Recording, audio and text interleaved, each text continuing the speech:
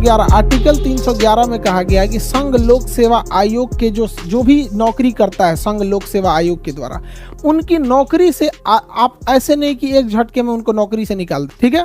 तो उनको ना क्या करना है, आप लोग को संरक्षण देना है। संविधान उन लोगों को क्या देता है, संरक्षण देता है। किसके तहत, 311 के तहत। इसलिए देखिएगा आईएएस अधिकारी जो डीएमएसपी होते हैं, इन लोगों को नौकरी से निकालना काफी टफ हो जाता है। जो डीएम वगैरह होते हैं, डीएम, एसपी, मजिस्ट्रेट, इन लोग को नौकरी से निकालना काफी टफ हो जाता है। क्योंकि अगर आपने यूपीएससी या स्टेट पीसीएस के थ्रू क्या लिया है, जॉब लिया है, तो आपके लिए संरक्षण का अधिकार किसमें है, 311 में है। किसमें दिया गया है, 311 में दिया गया है, ठीक है।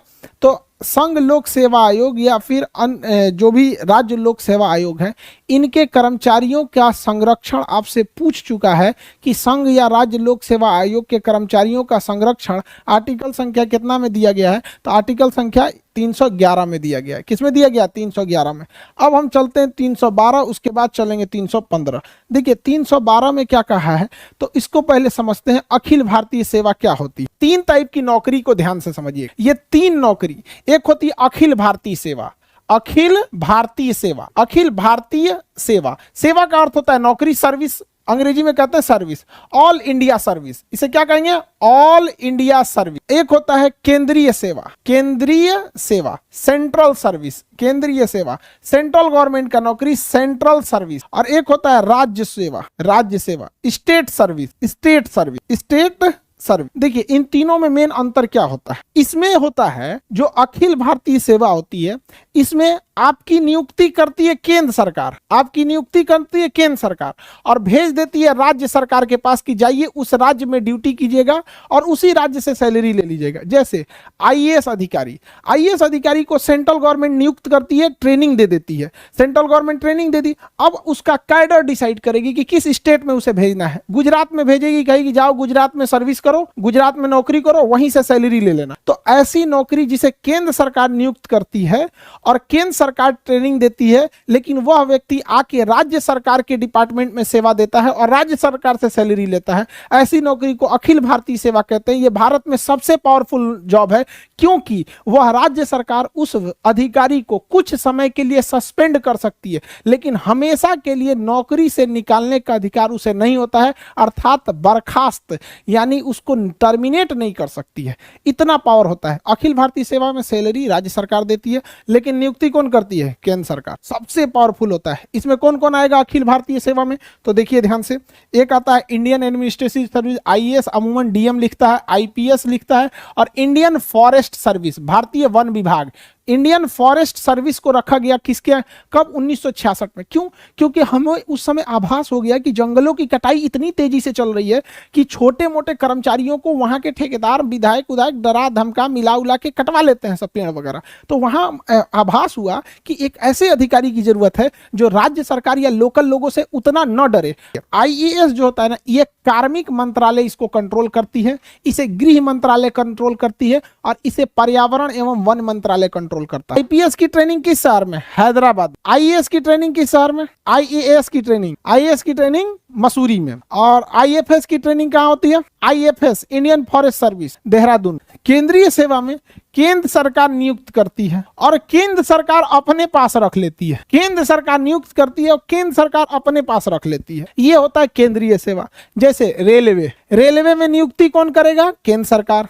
ट्रेनिंग कौन देगा, केंद्र सरकार। भेज कहां देगा, रेलवे डिपार्टमेंट में।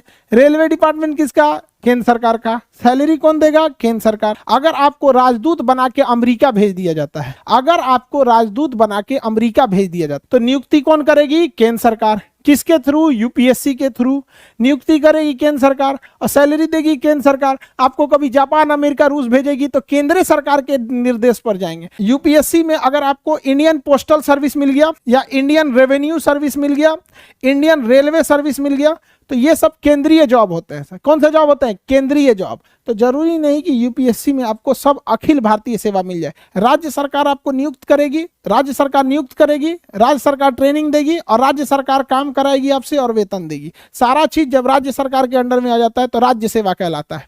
क्या कहलाता है, राज्य सेवा। जैसे बिहार दरोगा, जैसे दरोगा का एग्जाम, दरोगा का वैकेंसी कौन निकालता है, राज्य सरकार। एग्जाम कौन लेगा, राज्य सरकार। ट्रेनिंग देगी राज्य सरकार। काम कराएगी राज्य सरकार, और उसके बाद से आपको सस्पेंडो कर देगी राज्य सरकार, निकाल के फेंकियो देगी राज्य सरकार, टर्मिनेट भी कर देगी राज्य सरकार। सबसे डरा हुआ यही वाला रहता है, सबसे डरा हुआ यही कर्मचारी रहता है, क्योंकि राज्य सरकार के अंडर में ही सब कुछ रहता है। अरे भैया हमरा उठा के मत फेंक दियो, समझ में आएगी नहीं? अब जैसे कोई केंद्र सरकार, कोई एसएससी से आया है और Indian service selection board, SSC service selection commission, तो ये होता है ना स्टाफ सिलेक्शन वाला, सर्विस सिलेक्शन नहीं जी, वो तो दूसरा होता है, एसएसबी हो जाएगा, एसएससी। अब उसमें आपको कोई इनकम टैक्स में इंस्पेक्टर बन के आए तो केंद्रीय नौकरी है, बिहार सरकार उसको सस्पेंड भले कर सकती है लेकिन नौकरी से हटा नहीं सकती है अगर कुछ गड़बड़ करेगा। हालांकि वो केंद्र सरकार का है, बिहार सरकार उसको कुछ टच भी नहीं करेगी, यूपी सरकार। आप रेलवे में टेक्नीशियन, सपोज कीजिए लोको पायलट है, ट्रेन चला रहे हैं, ऐसे स्टीयरिंग नहीं होता जी, A9 हैंडल होता है, ट्रेन चला रहे हैं, तो क्या राज्य सरकार आपको, यूपी सरकार का ये खराब ट्रेन चला रहे हो हटो, नहीं हटा पाएगी? कौन हटाएगा? केंद्र सरकार हटाएगी। तो सबसे ज्यादा कर्मचारियों के पास पावर किसके पास रहता है? अखिल भारतीय सेवा के, और सबसे कम राज्य सरकार के पास। जैसे पुलिस हो गया, सरकारी स्कूल के टीचर देखिएगा पोलियो पिलाने के लिए भेज देता है, कभी कभी चुनाव में ड्यूटी लगा देता है, कहीं कहीं तो नहीं लगाए ना इन लोग चुनाव में ड्यूटी। डीएम पूरे जिले के चुनाव का अपना सबसे बड़ा अधिकारी होता है, डिस्ट्रिक्ट मजिस्ट्रेट सबसे बड़ा पावरफुल होता है। लोग कहते हैं कि पढ़ लिख के राजा बनोगे, तो उन बकलोलवन को बोलिएगा कि जो डीएम है ना, डीएम डिस्ट्रिक्ट मजिस्ट्रेट, ये राजा ही है, समझ में गया? इसका नाम होता है कलेक्टर, टैक्स कलेक्ट करता है पूरे राज्य से, ये राजा से कम नहीं है, ये पूरा जिला इसी के अंडर में आता है। तो जो अगर बोलेगा कि पढ़ लिख के राजा बनोगे तो कहिएगा हाँ अभी नाम बदल गया, उसी का नाम है डीएम। और पुराना राजा हो जाएगा तो कमिश्नर, डायरेक्टर, फिर बड़ी ज्यादा जाएगा, additional secretary, joint secretary, secretary, chief secretary.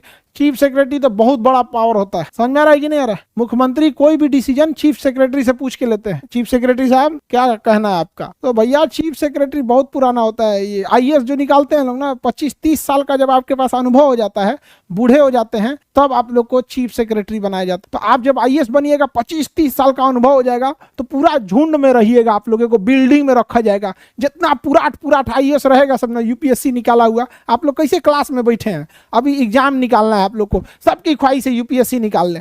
तो ऐसे ही अलग अलग शहर से कोई यूपीएससी निकाल के आया रहेगा, कोई कहीं पे 20 साल डीएम रहा है, कोई आईपीएस रहा है, कोई कमिश्नर रहा है, उसको फिर बुलाया जाएगा, बड़का बिल्डिंग में उसको रखा जाएगा, उसका नाम रहेगा सचिवालय। सचिवालय में सब ऐसे ही बड़का रहता है, उसी सबसे डिसीजन लिया जाता है, समझ में आ रहा है कि नहीं? तो काफी बड़ा पोस्ट होता है।